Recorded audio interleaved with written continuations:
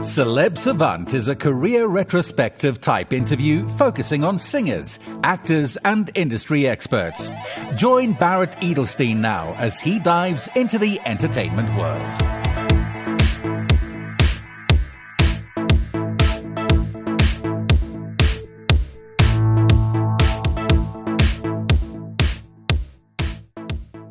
Maddox Jones is a British singer and songwriter who enjoyed early success as the lead singer of the alternative rock band The Departure, securing 4 top 40 hits, sharing the stage with iconic bands such as The Killers and Placebo, and playing prestigious festivals like Reading and Leeds and Glastonbury. Maddox made his debut as a solo artist in 2020 with the critically acclaimed Headspace EP. Since then, Maddox's eclectic mix of indie rock, pop and soul influences and honest and heartfelt lyrics have led to a wave of support throughout the United Kingdom and around the globe. His music is repeatedly topping the iTunes charts, has support from BBC Radio, and he has had numerous national TV appearances across the UK. Since starting to perform as a solo artist, he's had a track record of electrifying performances alongside notable acts like Thomas Heaton, Matt Goss, Kenny Thomas, The Lottery Winners, Lamar, and most recently joining pop legend Will Young on his sold-out UK tour in 2024. In November of 2024, Maddox released his highly anticipated sophomore album, Waiting for the World to Turn. Notable singles from the album are 1 Minute, Change My Number, and Another Sad Song with Livy Lauren. This new era for Maddox comes amid a whirlwind of recognition. He was named Songwriter of the Year at the Northamptonshire Local Music Awards and has been steadily writing and collaborating with artists such as Billy Lockett, Janet Devlin, and Great Adams. Up next on Celeb Savant, we've got Maddox Jones. Where in the world are you and how are you doing? I'm in Northampton and I'm doing good, yeah, enjoying the sunshine. Oh, is it sunshiny there for you? Yeah, it is, yeah. Okay.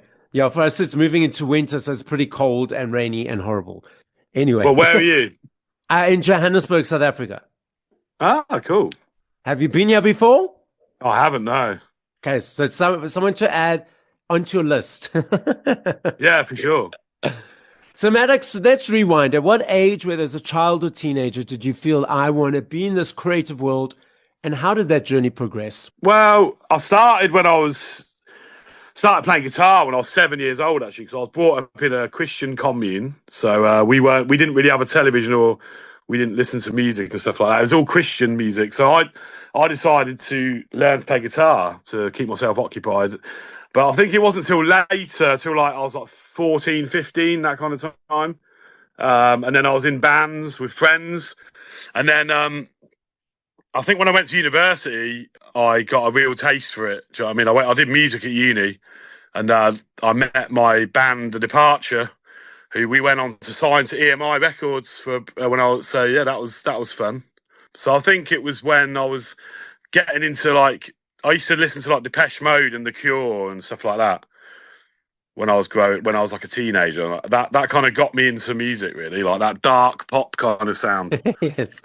When you started playing guitar at the age of 7, did you teach yourself, or how was that process? Yeah, so me and my mate, actually, me and my mate Mikey, we were in competition with each other to see who could learn quickest, I think. So who won that competition? Mikey actually won, to be fair, yeah. When you decided to tackle this or go into this area and pick up a guitar on that, obviously being in a Christian commune, was there any thoughts of you not doing it, or did you just say, I'm doing this? I think when I was growing up, I wanted to be a journalist at one point, but then you realise when you get older, some jobs that seem appealing, you realise they don't pay any money, do they? They don't pay a lot of money, so yeah. Especially not now, I think. But yeah, so I was always into creative writing. I did quite well at English and stuff, so I enjoyed writing and stuff like that, and yeah, I guess it's just part of who I am now, writing songs, it's just part of who I am, really, yeah. How did you guys choose the name of the band, The Departure? Well, that was that. We went through a load of names. We had pages of names, and we were trying to be cool. We were trying to be we wanted something that was quite aloof, Well, do you know what was funny? We actually came up. Do you remember a band called The Editors? Yes. Yeah, so we actually came up with that name and said we didn't want it, and we didn't think it was cool enough. But they've had the last laugh there, haven't they? How long were you in that band for? It's like 5 years, something like that. Five, Okay. 6 years, yeah.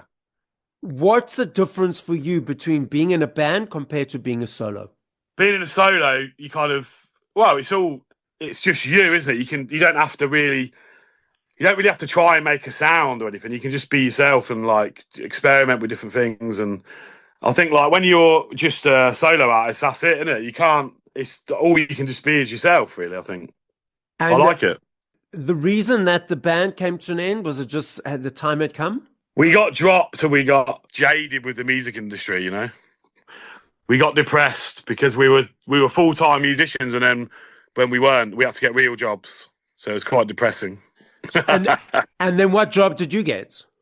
I worked in a bar for a bit, and then I did work some sales jobs, like just on the phone and stuff like that. Yeah, just different. Trying to I did a bit of DJing. How do you take your mindset of being in a band, touring, successful, and then now all of a sudden you have to do these other things that you're sort of not accustomed to? Well, your ego takes a hit, and then you have to just get on with it because money makes the world go round, right? Yeah. What was the thing that took you out of that jaded mindset to say, okay, now I'm going to try and do this solo? I think like just having some good people around me. I had a good friend my ex-girlfriend actually, called Claire. She was really helpful. Like just having people around you that have good energy, and just believing in yourself as well, really, like and just still being excited about music. I think that's the main thing. How do you create a song? Just get on the piano, let it come out, mate. And then I often like write about things that I'm going through at the time, or I'm with Dave actually. Say hello, Dave. Hi there. So Dave, I'm in the studio. We're in Plastic Tree Studios, but he's me and Dave write a lot of songs together. Yeah, we kind of just start with the piano, start with some chords, and then get a melody that feels good. I think it's all about that marriage between like melody and lyrics and making sure that it feels uplifting. And do you know what I mean? So I'm not sure if you are aware of NLP, which is neuro-linguistic programming. That's the way people process information. And there's a subsection within there, which is processing skills. Each of us have a dominant one, a secondary and tertiary that kicks in as a child. Dominant means you've been it most of the day. Secondary, maybe a couple of hours. Tertiary, maybe half an hour. There are three of them. There are visual people. Visual people process information through pictures. So as I'm speaking now, a visual person will be creating pictures in their mind of what I'm discussing. Auditory people is about the words, the sentences, and the paragraphs. So they understand the word, put the word into the sentence, understand the sentence, and so forth. Kinesthetic people is about the tone of voice, the energies, and the emotions, and the body language. So they have to all feel sort of all these elements to understand the process. Yeah. Now, specifically with music, when you're listening to music, and this is why I brought it up, as you mentioned lyrics, when you're listening to songs of your own or others, is it about the lyrics? Is it about the picture, creating pictures of what you're hearing? Or is it about the feeling? About the feeling, I think, yeah. Okay.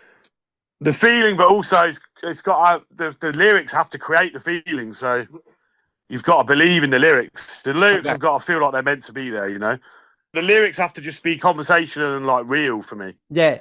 And then when you're hearing a song of someone else's, for example, are you able to hear those lyrics straight away, what they're saying?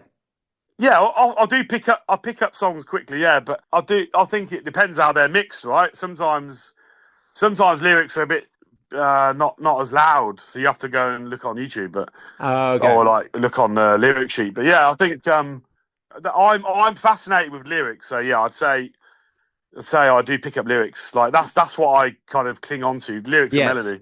So I think it's the auditory that's dominant for you. But now when you're listening to songs by the artists, just generally, are you able to relax and just listen to it for what it is, or is your creative, technical brain unpacking what you're listening to? No, I'm unpacking it, yeah. Unless I listen to jazz or something, And then does that frustrate you all the time, that you just want to listen to it for what it is, but then you keep unpacking it? No, I think it depends what setting you're in. If you're in a car with some friends and stuff, you can just listen to it, you know? Yeah. I think it depends what setting you're in, but often it doesn't really frustrate me. I just don't. Sometimes I like to just sit in silence, you know? Absolutely. I love me a CD. I love the journey of the choice, the unpacking, the receiving, listening to song from one to whatever number, the booklets, the thank yous. I'm not sure if you're aware that vinyls, CDs, cassettes, massive comebacks. Last year or the year before, 5.9 million sales of vinyl, the biggest since 1990. Also last year in the UK, there's a basket of products that they gauge exchanges on, and there needs to be a number of exchanges every day for a product to be within this basket. And last year, because of the upsurge of CDs again, CDs are back in the baskets. And the research is showing it's the teenagers that are diving into this world, the younger people, not necessarily the older, nostalgic people. Yeah. And then we've also got streaming platforms that people consume music on. What are your observations of the landscape at the moment? My observations are from touring at the moment. I think a lot, you know, music fans like to buy physical for sure, but obviously, you know, it feels like you actually can get into the album. Like if you just listen to it on Spotify, it doesn't feel the same. But I would say that a lot of people are buying physical, but people still do just go. It's easy to go on Spotify, and it's a mixed kind of bag. And what do you enjoy about performing live? I think the nature that it's not the same as the record, and it's just you can just like get the feedback, get people. Like make new fans from people that are just there to see the headline acts, and I love playing live. Yeah. So yes, and you've opened up for a number of big artists, and obviously you perform for yourself. What's the difference for opening for an artist compared to when you headlining or handling your own show? Well, yeah, there's more people there when you open. Yeah, it's like just the whole the excitement of people hearing you for the first time, isn't it? And then I like going to the merch stand at the end of the show and get everyone coming up and saying how they liked it. Yeah. You know, the other day there was a guy who came to the merch stand and he said, "Oh, your song reminded me of my dad," and like he's passed away, and he almost cried. Oh, wow. You know, and that's what music's about, and it's about touching people. You know, I think so. And when it's about that connection, that's what it's always been about. But now, when you're opening for these other artists, do you find it sometimes a challenge? Because obviously, being an opening act, sometimes the people they're like, okay, we want to see the main artist, or do you say, okay, this is my opportunity? No, I think I've been quite lucky. I think I've been quite lucky in like the fans, like the fans that I've been playing to have actually enjoyed, an opening act. I think so. I've been quite lucky, yeah. And it's about getting them in your pocket for yourself. Yeah, basically, yeah. It's about so I can do my own tour later on, yeah. What's coming up over the next period of time? I've got 9 more dates with Lucy Spraggan. Then I've got a few more dates. I've got a date with Tyler Hilton in Bristol. I've got my own tour coming up in October. I've got another tour that I can't announce yet. Just start playing live really as much as possible. And new music?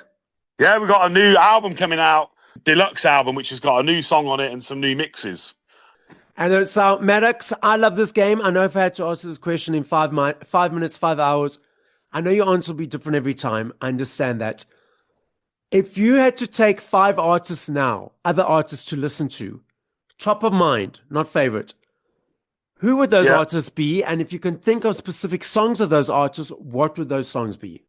I'd probably go with Coldplay, Trouble. Then I'd go Radiohead, Paranoid Android. Then I'd go Enjoy the Silence, Special Mode. Yeah. Then I'd go Bat for Lashes, Daniel. Then I'd go Empire of the Sun, We Are the People. So, Maddox, the podcast is listened to throughout the world. As a final message, what would you like to say? I'd like to say that I really appreciate, people that are genuine fans of music and new music, and you really keep us going. And, as artists, all we want to do is connect with our music with other people. So just keep listening, keep doing your thing. Thank you for listening to this episode of Celeb Savant. Please follow Barrett on TikTok, Instagram, YouTube, and Facebook at Celeb Savant. That's CelebSavant.